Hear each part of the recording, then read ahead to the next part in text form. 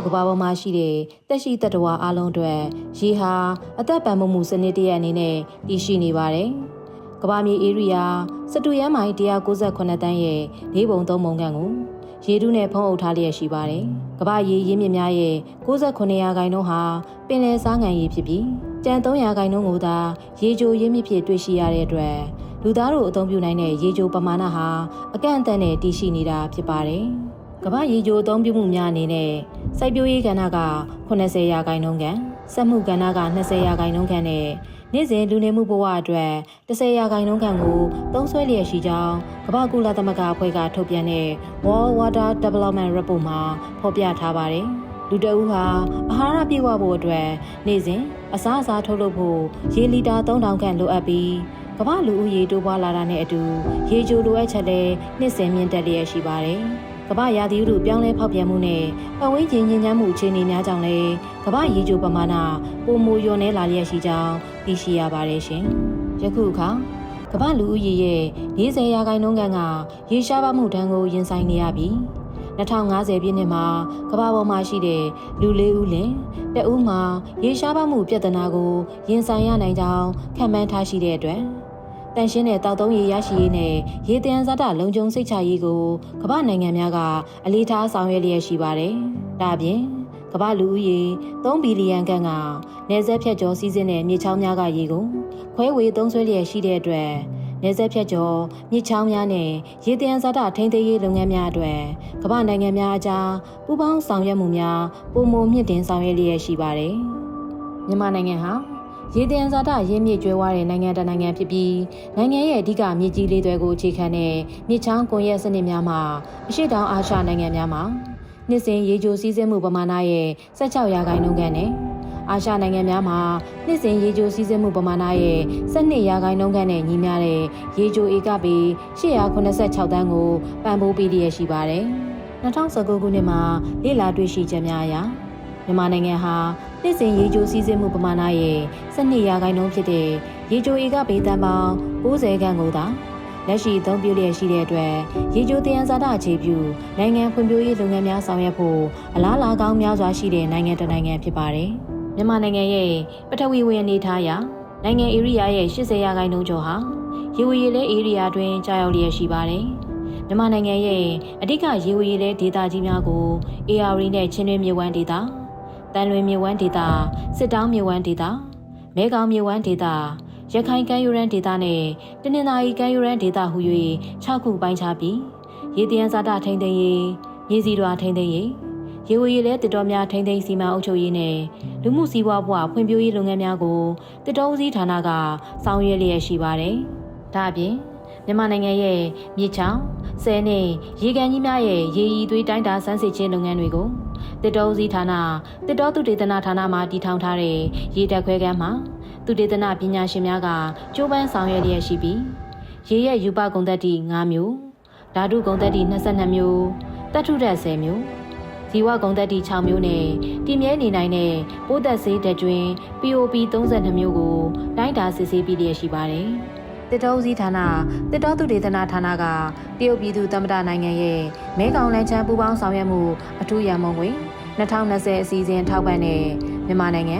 မဲခေါင်မြစ်ဝမ်းဒေသအတွင်းအစိတ်တောက်ဖြစ်စေသောညဉ့်ညမ်းဓာတုပစ္စည်းများပါဝင်မှုအားစမ်းစစ်လေ့လာခြင်းစီမံကိန်းကို2021ခုနှစ်မှ2023ခုနှစ်ထိဆောင်ရွက်ခဲ့ပါတယ်။စီမံကိန်းမှာမြန်မာနိုင်ငံမဲခေါင်မြစ်ဝမ်းဒေသအတွင်းရှိစိုက်ပျိုးရေးလုပ်ငန်းသုံးပိုးသက်ဆေးပေါင်းသက်ဆေးတွေကနေထွက်ရှိတဲ့အစိတ်တောက်ဖြစ်စေပြီးတည်မြဲနေနိုင်တဲ့ organic ညဉ့်ညမ်းပစ္စည်းများပါဝင်နေမှုကိုလေ့လာဖော်ထုတ်ပြီး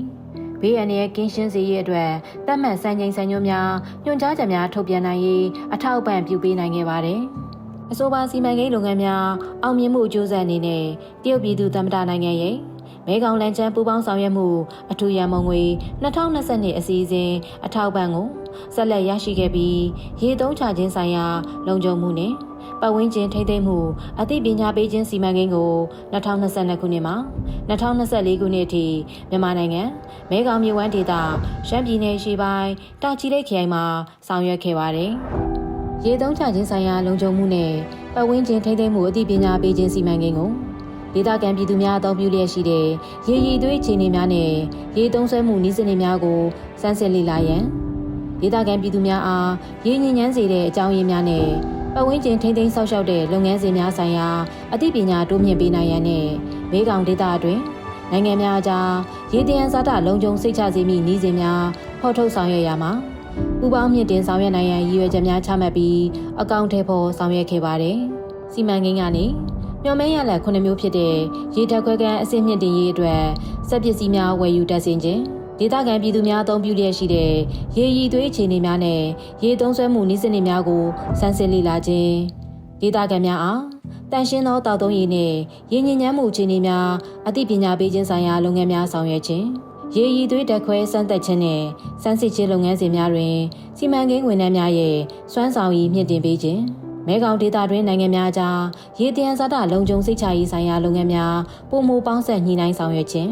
ရေရည်သွေးဆိုင်ရာရလဒ်များကိုဖြန့်ဝေခြင်းနဲ့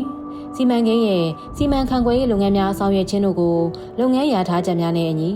အပြည့်အဝအကောင့်ထဲပေါ်ဆောင်ရွက်နိုင်ခဲ့ပါတယ်။မဲခေါင်မြစ်ဟာတရုတ်ပြည်သူ့သမ္မတနိုင်ငံရဲ့တိဘက်ကုန်းပြင်မြင့်ဒေသကနေမြစ်ဖျားခံပြီးတရုတ်၊မြန်မာ၊ထိုင်း၊လာအို၊ကမ္ဘောဒီးယားနဲ့ဗီယက်နမ်နိုင်ငံတို့ကိုဖျက်ဆီးစီးဆင်းလျက်ရှိတဲ့နယ်စပ်ဖြတ်ကျော်မြစ်တစ်စင်းဖြစ်ပြီးဒေသတွင်းနိုင်ငံများကြားပူးပေါင်းစီမံအုပ်ချုပ်မှုဖြင့်သားစဉ်မြေဆက်ရေရှည်ထိန်းသိမ်းအသုံးပြုနိုင်ရေးဆောင်ရွက်သွားကြရမှာဖြစ်ပါတယ်။မြန်မာနိုင်ငံတွင်မဲခေါင်မြစ်ရေဝေးလဲဧရိယာရဲ့300%ခန့်ပါဝင်ပြီး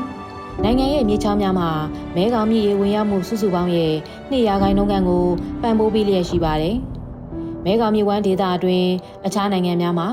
မဲခေါင်မြစ်ကွန်ရက်စနစ်ကိုအခြေပြုပြီးရေပမာဏကိုထိန်းချုပ်အသုံးပြုတဲ့ဖွံ့ဖြိုးရေးစီမံကိန်းများစွာဆောင်ရွက်ပြီးဖြစ်တော်လေမြန်မာနိုင်ငံအနေနဲ့မဲခေါင်မြစ်အတွင်းစီးဝင်တဲ့မြစ်ချောင်းများကိုထိန်းချုပ်ဆောင်ရွက်တဲ့စီမံကိန်းများဆောင်ရွက်ခြင်းမပြုပဲနိုင်ငံရဲ့မြစ်ချောင်းများမှာမဲခေါင်မြစ်အတွင်းသို့တစ်နှစ်ပတ်လုံးရေစီးဝင်စေလျက်ရှိပါတယ်။ဒါကြောင့်မြန်မာနိုင်ငံမြစ်ချောင်းများမှာမဲခေါင်မြစ်အတွင်းစီးဝင်လျက်ရှိတဲ့ရေပမာဏဟာမဲခေါင်မြစ်ဂေယစနစ်ထိန်းသိမ်းရေးအတွက်အရေးပါတဲ့ ecological flow အဖြစ်ဆောင်ရွက်ပေးလျက်ရှိတဲ့အတွက်မဲခေါင်မြစ်နဲ့မြစ်လက်တက်များရဲ့ရေဝေလဲတစ်တော်များထိန်းသိမ်းခြင်းရေရည်သွေးစမ်းစစ်လေ့လာခြင်းနဲ့ရေတယံဇာတလုံခြုံရေးဆိုင်ရာအသိပညာပေးခြင်းလုပ်ငန်းများမြင့်တင်ဆောင်ရွက်ပေးခြင်းဖြင့်မြန်မာနိုင်ငံအတွက်သာမကမဲခေါင်ဒေသတွင်းနိုင်ငံများရဲ့အစိမ်းရောင်စီးပွားရေးဖွံ့ဖြိုးတိုးတက်ရေးနဲ့စဉ်ဆက်မပြတ်ပန်းတိုင်များရရှိရေးကိုအထောက်အကူပြုစေနိုင်မှာဖြစ်ပါကြောင်းရိုက်ကူးတင်ဆက်လိုက်ရပါတယ်ရှင်။